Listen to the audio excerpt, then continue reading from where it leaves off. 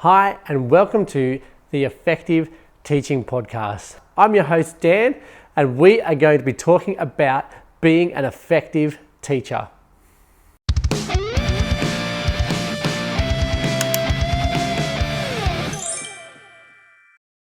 Okay, in the last episode, I told you 6 reasons why you should be getting up at 5 a.m. So today, I'm going to give you 7 tips for a successful 5 a.m. morning. So it's one thing to know why you should be getting up, another thing to go, how do I go about making sure that this morning process is actually successful for me? So tip number 1, very obvious, go to bed earlier. Okay, if you are going to start waking up at 5 a.m., you can't be staying up to midnight. Okay, you should not be functioning off 5 hours sleep. You want to make sure you're dedicating enough time for 7.5 to 8 hours sleep is ideal for you as a human being, as an adult. Right, you want to be getting that. There's research that shows if you get too much more than that, you're actually going to wake up tired. Right? If you get less than that, you're going to wake up tired. So that's what you're aiming for, is that kind of 7.5 to 8 hours of sleep. So you need to go to bed basically by about 9:30, 10 o'clock at the latest to get your 7.5 hours to 8 hours of sleep. Next is to use the 10-3-2-1-0 formula. Now, you don't have to memorize that, but it's 3-2-1-0 with a 10 at the beginning. So the way it works is basically no caffeine 10 hours before you go to bed.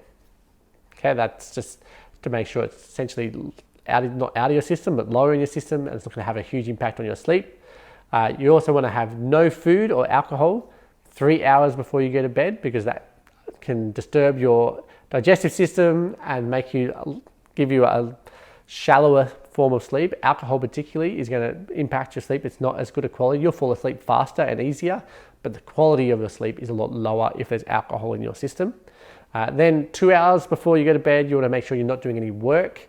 Okay, so don't work 2 hours before bed. You want to have kind of a shutdown routine maybe instead, where you're like, okay, I'm done. This is my list of what I'm going to do tomorrow, and I've shut down this. I'm not working anymore today. 2 hours before bed, and then no screens 1 hour before bed is really important too. You want to get off your phones, stop watching Netflix and stuff 1 hour before bed. Sit there, be in some darkness maybe, or be in low light. Maybe you're going to read a book in bed for an hour before you go to sleep.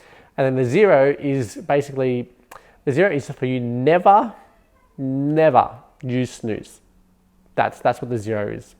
So 10 hours no caffeine, 3 hours no food or alcohol, 2 hours no work, 1 hour no screens, and then 0 times of using snooze. And the reason for that is that when you first wake up to your alarm or whatever, your body releases some hormones that help you to wake up and to be awake. If you then tell your body, nope, I'm not getting up, I'm going to start going back to sleep, your body then readjusts and starts sending the hormones that you need to go back to sleep, and that makes you more tired when you get out of bed. So you're going to snooze, and then you might snooze a few times. Let's say 15 minutes later you're out of bed. That's giving your body 15 minutes to start trying to get you to go to sleep, but you keep waking up, and it sends more and more of the hormones that are causing you to be tired and hopefully putting you to sleep. And so when you eventually get out of bed, you're actually more tired than you would have been if you had have actually just gotten up when the alarm went off in the first place. So never ever use snooze. That's our 10-3-2-1-0 formula. Tip number 3 is to make a plan the night before as to how you're going to use your time in the morning.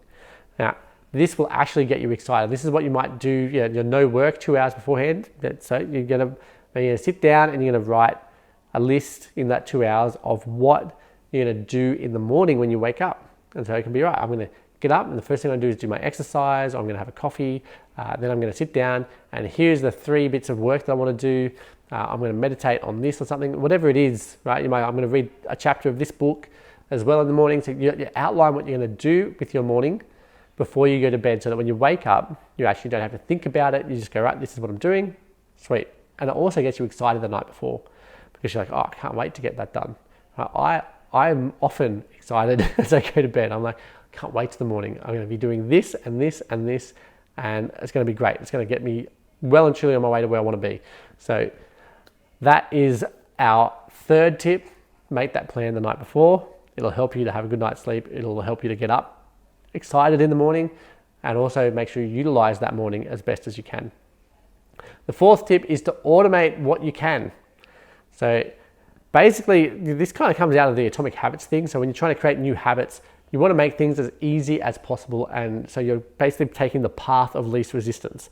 And you will always be, your body wants to, your brain wants to take you on whatever path is the least resistance. And so if you, for example, want to go to the gym and you want to start to create a habit of going to the gym every day, okay, you will do a lot better job of getting to the gym. Let's say you're going to do the gym in the morning, right? We're talking about morning routine. So, okay, we're going to go to the gym in the morning. If you go to sleep in your activewear, ready for the gym, with your shoes right next to the bed, so that when you wake up in the morning, you slip on your shoes, your drink bottle is full already, right? Your bag is packed for the gym. So you just get up and pick up that bag and you go to your car and off you go. Path of least resistance. Whereas if you wake up and you're like, where is my gym clothes? I'm going to find my gym clothes. Oh, where are my shoes? Where do I put my keys? I'm going to pack my bag, fill up my drink bottle, right? You're less likely to do that because it's not the path of least resistance. The path of least resistance on that, with that, is if you get up, is to sit on the couch, or let's not get up at all. So you want to automate as much as you can. Have your clothes ready, have water ready, have whatever it is that you're doing ready. Okay, so if you're going to be working in the morning, have your computer set up, have it ready to go. You might even have the things open that you're going to be working on so that when you sit at your desk, you're not distracted by other things that are going to come up. No, don't check your emails first. Don't ever check your emails in a 5 a.m. morning routine. That's like a big no-no. In the first chunk of your day, you do the things that matter most. You do the 20% tasks that have the biggest impact. That's what you want to do first thing in the morning. And that can be your professional development type stuff. It can be your exercise, your health. It can be your family. It can be food. It can be all kinds of stuff. But you want to focus on that, not doing things for other people and getting distracted by emails. So automate things, make it as simple and straightforward as possible. If you want to have a coffee, make sure everything's ready to go, that your coffee beans are ground already, that they're ready. Maybe you just turn on the coffee machine and press the button and it spits it out. I remember staying at someone's place and they had a coffee machine that would make a coffee on a timer. And so they could just say, at 5 a.m., there'll be a coffee made. And so before they go to bed, they just put the coffee there. They go to bed, they wake up at 5 o'clock, they walk out, there's a freshly made coffee from their machine right there for them. Okay, so that is tip number 4, right? That's 4 tips so far. So going to bed earlier, the 10-3-2-1-0 formula, making a plan the night before, automating what you can. The 5th tip is to throw out your excuses. All right, don't go, oh, it's not going to work, or I'm going to be too tired, or whatever. Just throw them out.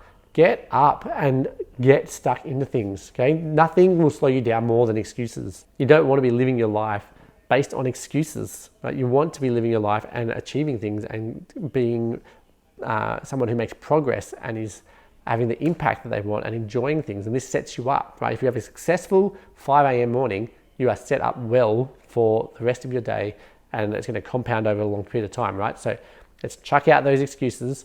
Don't stay in bed and go, oh, I stayed up too late, or oh, I'm tired, or just get up, right? As soon as that alarm goes off, up you get, and you'll find it a lot easier to do the rest of your morning. Tip 6, start with something that you absolutely love. Okay, so the first thing that you do in the morning should be the thing that you are most excited about. So when you wake up, you're like, oh, yes, I'm going to be doing this. So if you love going for runs, then that's the first thing you do in the morning. You wake up, shoes on, and go for a run. Or maybe you love sitting down and reading a good book. So you wake up in the morning, first thing you're doing, reading a good book. Okay? Put the thing that you love most as the first thing. It will help motivate you and excite you to get up and do have a great morning that morning. And then the last tip that I have for you to make a successful 5 a.m. morning is to tell people about it all the time. Now that may make you feel like you're going to be an annoying person to people, but make it so that the people around you know that you're a 5 a.m. person.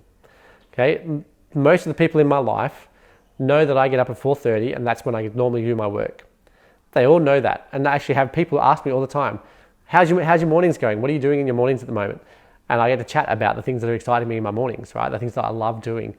And that helps me get motivated. But the other thing it does is it helps it stick for me. It helps it turn into a habit for me because I've started to attach it to my identity. I've started to say, I am an early morning person. I am a person who gets up, who gets things done before anyone else does, and who's on top of life as everyone else is waking up. And that is who I like to be.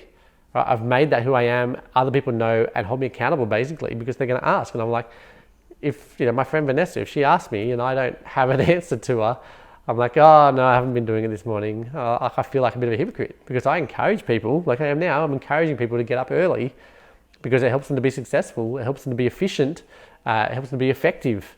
And that's what you do when you start to tell people. You're holding yourself accountable basically and setting it up and attaching it to who you are. Right? Stop saying that you're not a morning person. Switch your language. I am a morning person. I can be a morning person. If you're not a morning person, then you're not a morning person yet, right? A growth mindset there. So they're my tips. 7 tips for a successful 5 a.m. morning. Go to bed earlier. Use the 10-3-2-1-0 formula. Make a plan. Automate as much as you can. Throw out your excuses. Start with the thing that you absolutely love first and tell people all about it. I hope that sets you up for success. I hope that it benefits you and helps you to become an effective teacher. If you like this, come to teacherspd.net, find the subscribe button in the top right hand corner, give us your email and we will send you stuff to remind you about all these tips, these podcast episodes, the videos that are on YouTube, all kinds of stuff. We will send it to you and make sure that you don't miss a thing. Thanks so much. Well, that's it for today. I hope you enjoyed it. If you did, hit subscribe. Come to teacherspd.net and you can click a button and subscribe and get emails as well around this kind of stuff. I would love to help you to continue to become an effective teacher.